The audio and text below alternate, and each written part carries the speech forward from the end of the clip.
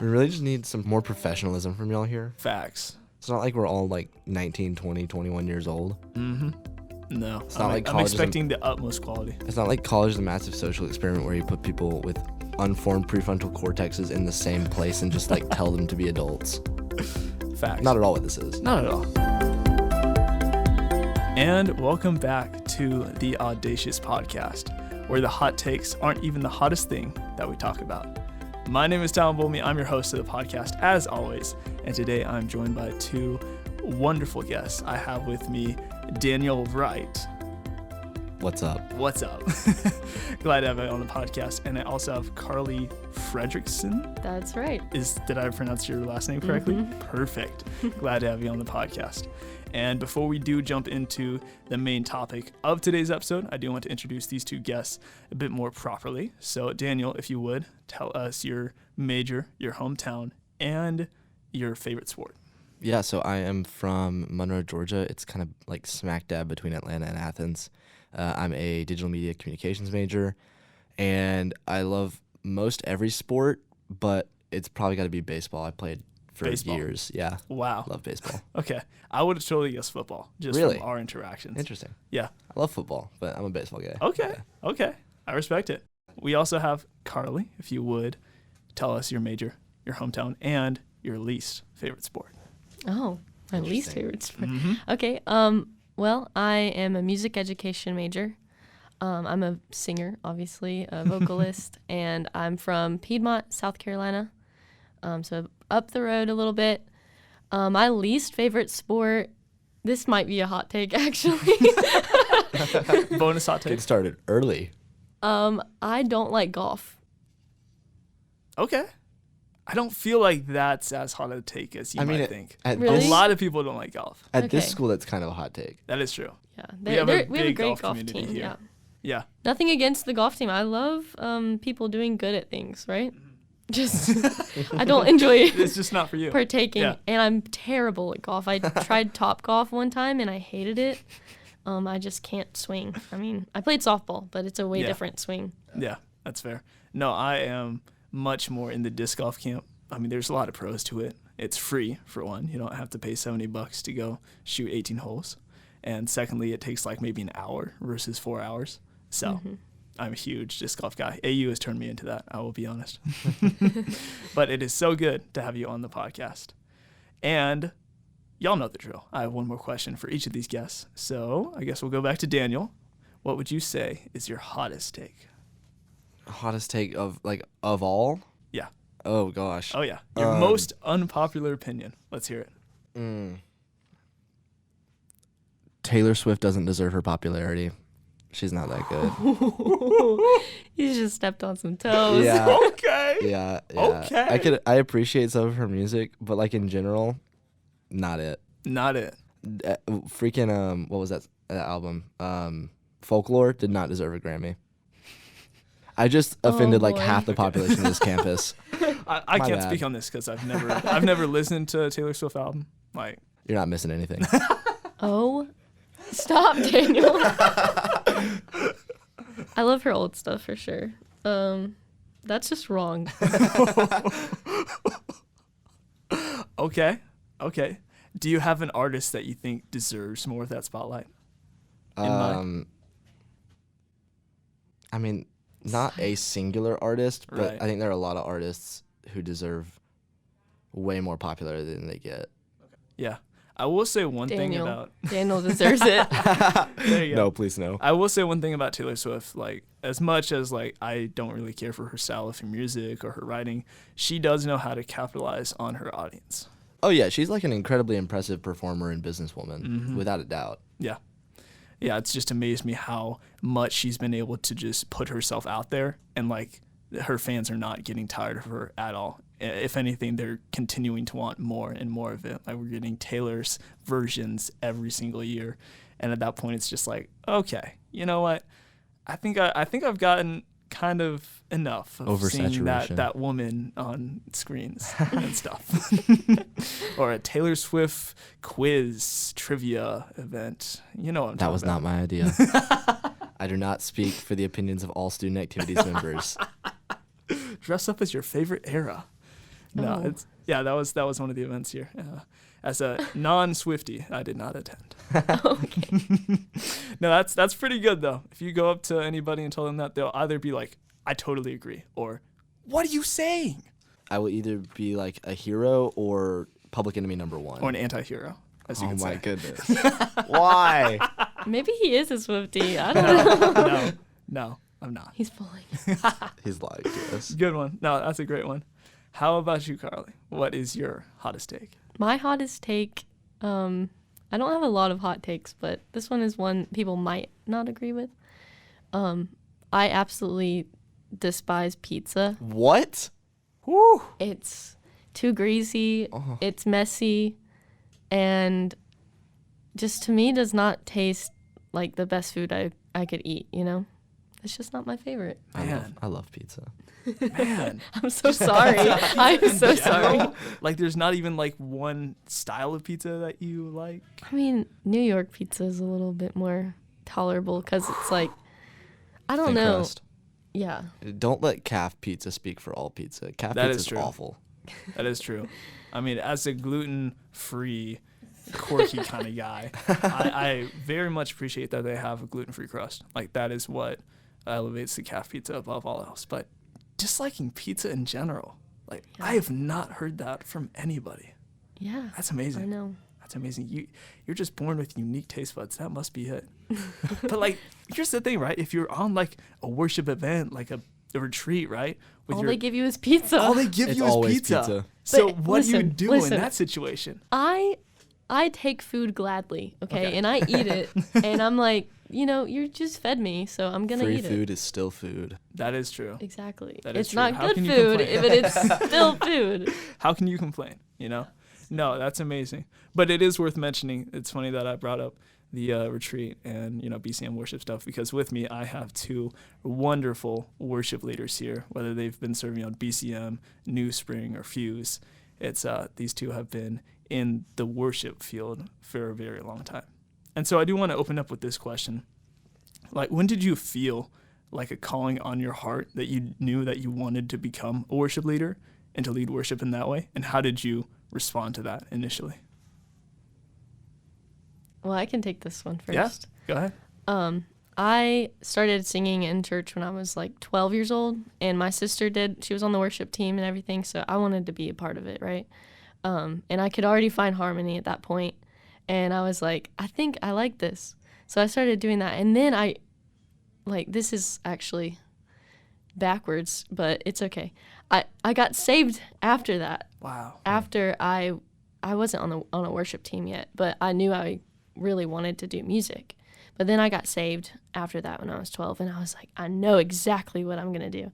So that's when I started singing in like our youth group and stuff. The worship leader let me like sing a little bit, and then I started learning how to play guitar, and it just all came together that way. And worship for me has changed throughout my life. So when it started off with me just singing songs. Yeah. But then the more that I grew up and matured and found Christ and grew my relationship with him, I found that worshiping was not just singing and not just doing music. It was an interaction with the Father. Mm-hmm. And it was a spiritual connection that I could not find anywhere else. I could read my Bible, and that's also a spiritual connection, but it wasn't the same.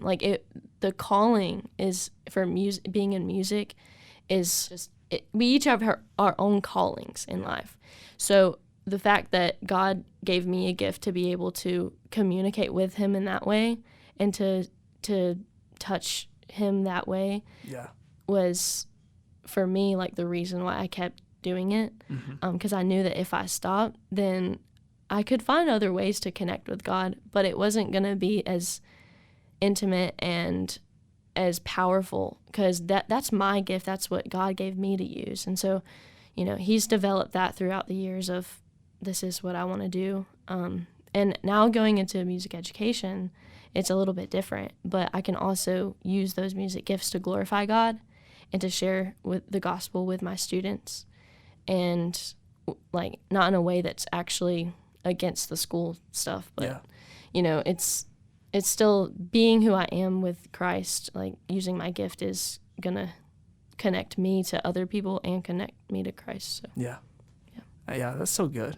It's such a blessing when we can find our talents and skills and then combine that, giving glory to God. It's so good. How about you, Daniel? So I started playing acoustic guitar in my youth group band when I was 11 or 12. And it was just kind of something I did back then. I didn't really understand what that, the gravity, I guess, of what I was doing, the importance of that. It never was really explained to me, or I guess I saw it modeled by the worship leaders at my church. But it wasn't actually, here's what this really is, here's why it's important kind of a thing. And so I did that for a few years. COVID hit when I was in 10th grade, and during that I grew a lot as a musician, and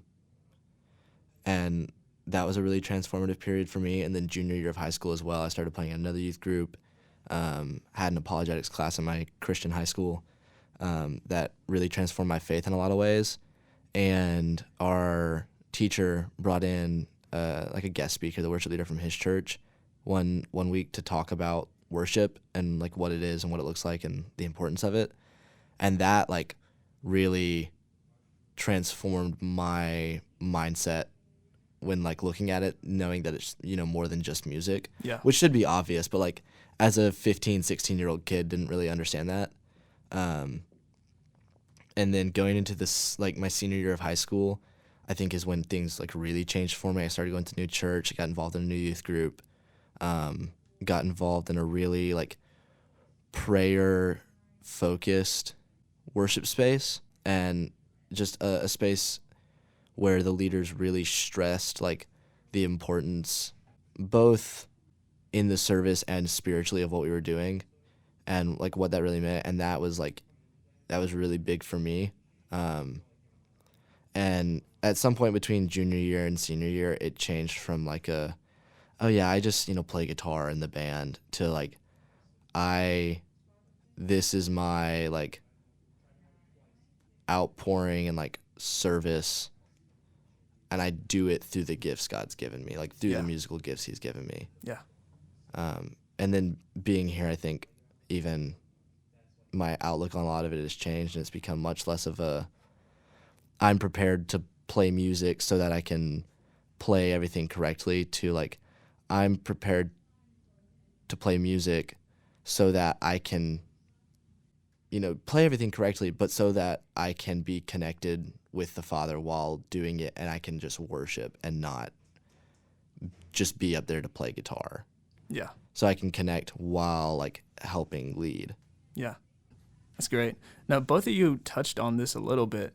There's this concept that we have of worship. When someone says worship, we immediately think of, people performing on a stage and giving glory to God through songs and hymns and spiritual songs with gratitude in our hearts toward God, right? I believe that might be from Paul. I don't know the correct reference, but I know that's a verse in the Bible. No, but we have this definition of worship that a lot of people think it's just through music, just through lifting our hands, singing out to God, right? And there are even some people that will dive deeper on that and say, oh, well, the only true way to worship God is through hymns. The only true way to worship God is through this style of music. And I want to dive into that a bit because both of y'all mentioned it, that worship is more than music. So does the Bible command us to worship God in one specific way, or does it take multiple forms? Well, I mean, I'll say this. There's a lot of biblical background for musical worship. You look at the Psalms, and those were songs written for, a lot of them for the worship of God, but all of them written to God. They're at their base poems, but that's what all lyrics are. They're at the ground level poetry.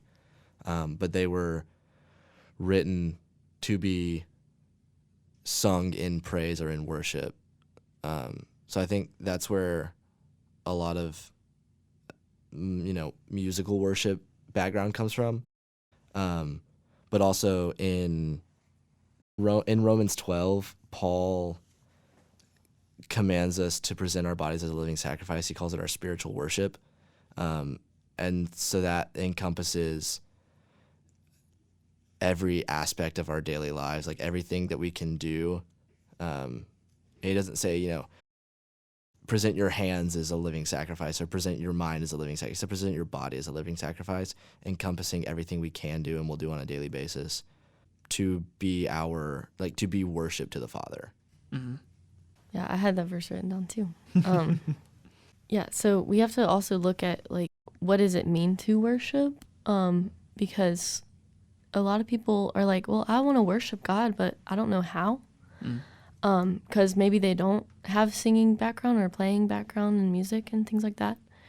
But the Lord calls us all to worship. And so in order to know what it means to worship, we have to look at the Word. But I was going to say in John 4:23, it says, "But the hour is coming and is now here when the true worshipers will worship the Father in spirit and in truth. For the Father is seeking such people to worship him. God is spirit, and those who worship him must worship in spirit and truth." So worshiping in spirit and truth, that is our definition right there. That's how we worship, in spirit and truth. And that could look like many different things in your life. If you are getting married to somebody, right, you need to be loyal to them. You show them the gospel every single day. That is true worship to our Father, is respecting our wife or husband, right? So these commands in the Bible that it gives you, if you're following those commands, you are worshiping God. Someone told me one time, like, worship, you could think of it as like, is it worth it? Like, worship worth-ship, Is someone worthy of that? If you're worshiping, a lot of the Bible talks about worshiping idols, like they worshiped idols and stuff. So they're putting value and they're putting worthiness on things and adding worthiness to things that aren't worthy. Well, the Lord our God is the only worthy one. And he's worth it. So we shouldn't be praising outside sources, like giving attention to our idols and things like that in our lives. That's worshiping our idols. But when we give the Lord the glory in our life and we devote our own path for him, that's giving him that worship. So you could worship him without having to actually sing a song. Yeah. The songs are for spiritual connection, because they're ancient, they're passed down, and a lot of times in music you sing songs that are passed down to connect to the people before you. Right. And so a lot of times, like in choral music, because I do a lot of that choral music right now, we sing these evening songs and we sing old hymns. And these are not just songs from a book, but they're songs that people have heard from the Lord to sing.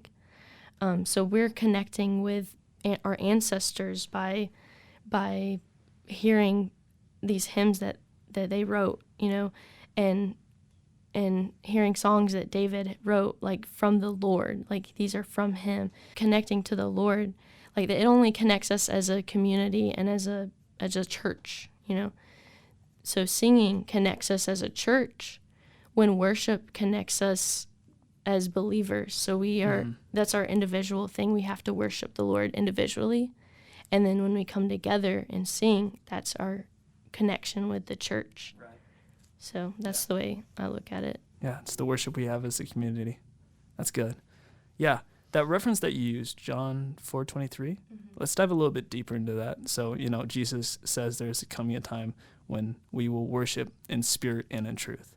And that can look like you said, obeying God's commandments is worshiping in spirit and truth, and then just giving him praise and singing songs, whether it be old hymns passed down through generations or new hymns, right? Because God is a God of the new. that is also worshiping in spirit and truth. Are there any other ways aside from those two that we can worship in spirit and truth? Just say in our day-to-day life, what does worship look like in the mundane, in the everyday? I think using I guess where you've been placed. So like for us, we've been placed at Anderson University. Mm-hmm. I think using the situations that you're in, just to, share the love of God and share, like we were commanded many times by Jesus to, share his name and spread his love and spread his name, spread the gospel.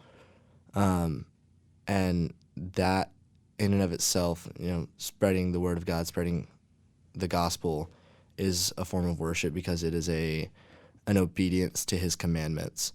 And on the same token, like we're commanded to worship him. Worshiping him through song is an obedience to that commandment. And I think it can look really different depending on where you are, who you are, what you do for work or what your giftings are. And it doesn't have to be the same for everyone. But there are dozens of ways that I could like leave this room right now and worship the Father that don't even slightly involve music. Yeah. Yeah, it's hard to come from a perspective of a musician, like, because that's our one thing, right? Right. And so we're trying to think of outside ways to do that, But really, if you look at your life and you look at what does worshiping mean, like, it's taking the moments that aren't so happy and great, and it's giving God the credit and saying, God will pull me through this. Yeah. Right? And so looking at it spiritually, like connecting to your heart, I may not feel like today's a good day, but I'm looking to the Father for that peace. I'm looking to him for that understanding of, actually, I am okay. And, giving him that credit because he's worthy of it, so that's worshiping him, looking to him in our situations and saying, this is yours, God, and you have control, and you have my heart, so I trust you. So even just doing that, like, you could be having a really rough, like, week or something like that, and giving God that attention and saying, right now, I don't know what to do, I don't know what to say, but you're so worthy of my attention and my honor, and just putting your hands out and saying, here, and letting him fill you up. That alone in itself is worship. Yeah. Yeah. For sure. Yeah, it's even just being thankful for what we have, right? Getting up and giving gratitude to God, saying, God, thank you for this day. I love what you said, that worship is like worship, because God is worthy to be given gratitude for all that he's made on this earth. He's worthy of that. And so when we're just simply thanking God for another day to walk on this earth, for the breath in our lungs, that is also worship. We enter his courts with thanksgiving and enter his gates with praise. I believe that's also a verse. I'll have to look up the reference for that because I quote it often, but I don't have the reference. But it's just giving gratitude, living life in a sense of the fruit of the Spirit: love, joy, peace, patience, kindness, goodness, gentleness, faithfulness, self-control. That is worshiping in spirit. We are living out what God intends for us to live on this earth in that, and we are giving worship to him. Yeah. And there's a lot of people that will rebuke against that, right? They'll go against that and say, well, why do I have to worship God, right? Why do I have to worship him in this life? And I've heard this great analogy. It's like, well, when we see a product on earth that we really appreciate, say like Christopher Nolan's Interstellar, right? When you look at that movie and you see the beauty of it, you're like, man, Christopher Nolan did an amazing job directing this movie. It's natural for us to give, credit and like, hey, this guy did an amazing job with this movie. This guy did an amazing job with this painting. In the same way, you look at all of the beauty of this universe and this earth, and it's just natural. It's just natural to be like, God, you made this. This is amazing. Like, thank you. And I think that's what a lot of people miss, is that it's like, well, I kind of want to live my own life. I kind of don't want to give praise to God, but actually giving praise and worship to him enhances our life. Like, it makes it that much better. Yeah. So, for real. And I do want to switch things up a little bit, because the same people that will be like, okay, I don't really see the reason to worship God, there's a whole other group of people that will be like, well, why isn't worshiping God just on Sunday mornings enough, right? There's a lot of people that be like, oh, just go to church Sunday mornings, I give God that time of my week, I worship him that, and that's enough. But why is it not? Why is that not enough? That's a full question. Oh, it is. It's a huge question. I mean, one of the first things that comes to my mind with that is Deuteronomy 6, where we're told to love the Lord your God with all your heart, with all your soul, with all your mind, with all your strength. And then also that passage in Romans 12 where we're told to present our bodies as a living sacrifice. In order to fulfill those commandments, we have to work at that on a daily basis. In order to, like, God is an incomprehensibly large, like, being. He created everything that we are. He created everything around us. He created the entire universe, things that we don't know about, things that we will never know about, things that we will never understand. And, like, there's a reason that the Bible says the angels in heaven are worshiping him eternally. It's because to fully worship him, you would have to worship him forever, because he is just that incomprehensibly great. Yeah. He's an infinite God, and because of that, it would take an infinite amount of time to know all of who he is. Exactly. And to praise him for all of who he is. Yeah. Wow. That's really good. Revelation 5:12 says, "Worthy is the Lamb who was slain to receive power and wealth and wisdom and might and honor and glory and blessing." It's like, if I tried to do all of that for God on one day of the week, I'm like, that would take, I would die. Like, it's you know, it's very overwhelming. Yeah. He's worthy of all of those things, right? Yeah.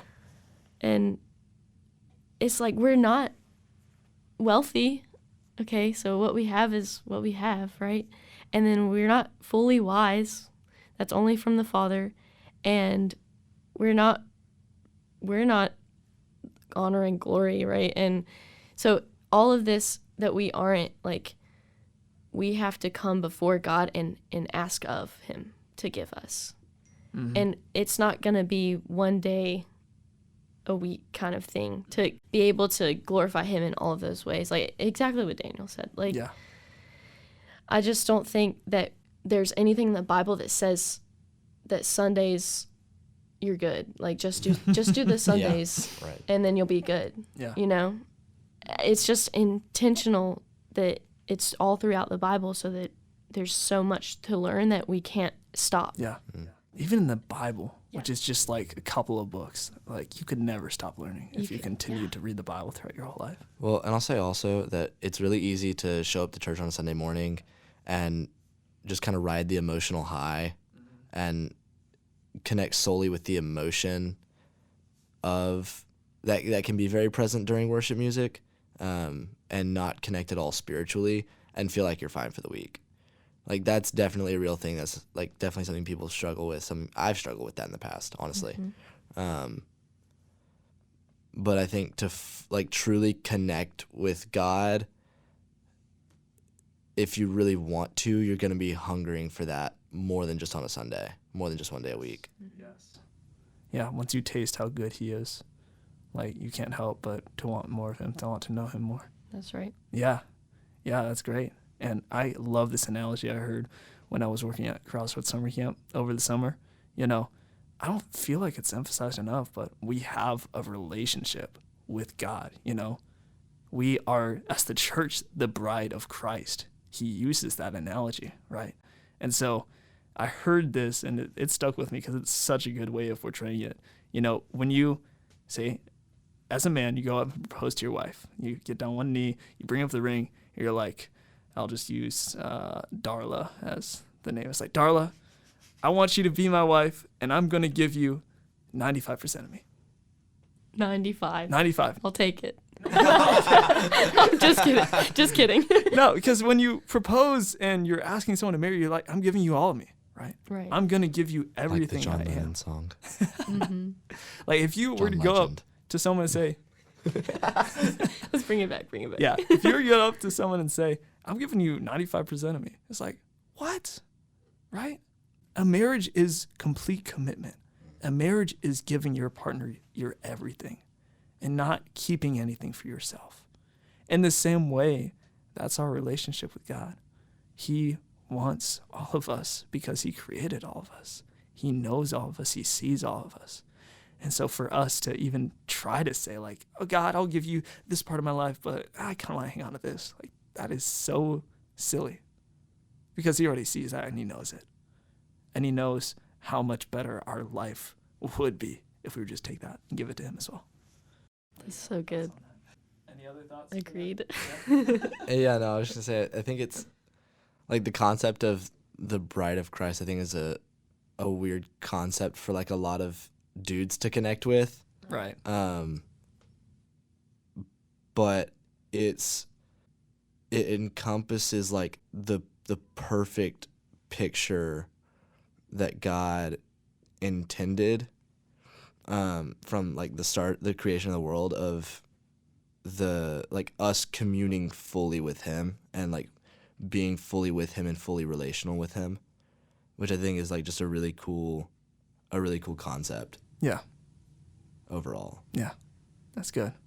No, I do want to bring everything together and talk about, worship takes different forms, not even throughout the week, but through our whole life. Worship looks different depending what stage we're in life.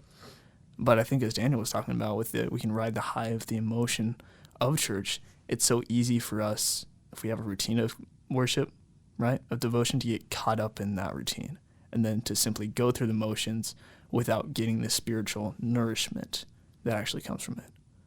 So how do we keep ourselves from getting caught up in the motions? How do we make sure that we're constantly being devoted and worshiping from spirit and truth? Well, practically something that I do when I notice that I'm just feeling instead of being is I start reiterating the truth about everything. I'm like, Jesus came and died on the cross for me and saved me from my sin. Thank you. And I just say these little elementary things that you would tell your kids to say, but it's the truth. And so the more that you read and tell yourself the truth, is like over and over, like, this is why I'm here. Like you're constantly speaking the truth over your life, over what Jesus has done for you in your life. Then it's so much easier to be in any situation and say, I know exactly that, like, I know that he's for me because it's the truth, right? And so I don't have to feel that to know that it's true. So I'm performing in music, like if I'm performing in music, I can sing the song whatever way I want and it's going to connect to somebody. But if I sing the way it was written, then it's also correct. You know what I mean? So like it helps me worship better when I sing the right way. You know what I mean? Yeah. So I'm connecting emotionally, but you rip that away to get it right. You rip the emotion away so that you can get all of the details down, and then you add the emotion back in there so that you can actually, like, that comes later, you know? The truth is what matters. Mm-hmm. Yeah. Everything else comes together after that. Yeah. I'm, like, working through a music thinking process right now. No, yeah, that's a great practice to have. I think for me, I try to go into, especially every service that I'm playing, but even services where I'm not, and go into it with a heart of prayer, and just spend some time in prayer, like asking the Lord to prepare my heart to like truly worship him and not just ride the emotions of it, but to like fully connect with him in that moment and feel his spirit and feel his love and like have my eyes and heart and ears and mind open to whatever he has for me in that moment. And then when I'm leading, there's another element of that to like be an adequate vessel for his love and for what he wants to accomplish, to remove myself from the equation and to just kind of get out of the way and let God do what he wants through me. But I think and even if I start feeling myself to get caught up, like getting caught up in the emotions, I think a huge part of getting out of that is prayer and just taking sometimes it's if I'm in the congregation, like actually stopping singing, and just spend a moment in silence in prayer, just refocusing my mind and refocusing my heart. Yeah. So that my praise isn't empty. It's actually it's something meaningful coming from my mouth, from my heart. Yeah, that's good. Well, we are running out of time, unfortunately, for this episode. But before we close, I do want to ask one last question.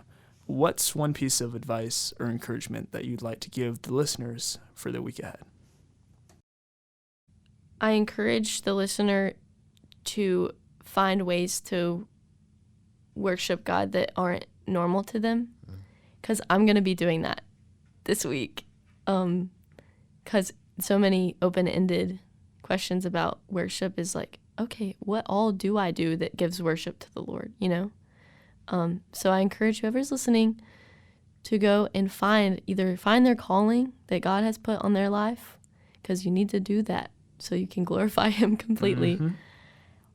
Or also just find different ways through your day-to-day basis that you are giving worship to the Lord. Yeah, I would say I would encourage people to, if you don't already, make a daily habit of musical worship, just because it's a really easy thing to do. You can just open up Spotify and play some worship music and sing along, but while you're doing that, make an effort to think about what you're singing, why you're singing it, and who you're singing it to, and really meditate on that. But build that habit of consistent, genuine praise, and then through that, in the moments where you're not doing that, think about what you do in your daily life that is worship and what that looks like, and let that influence your musical praise and every aspect of your worship. Yeah. Beautifully said. All right, but thank you so much, Daniel and Carlie, for joining me on today's episode. This has been a pleasure. It's great to have you on the podcast. Thank you, Talon. Thanks, Of course. And as always, I'm your host, Talon Bolmy, hoping you have a wonderful, spectacular rest of your week. Catch you next time. Bye-bye.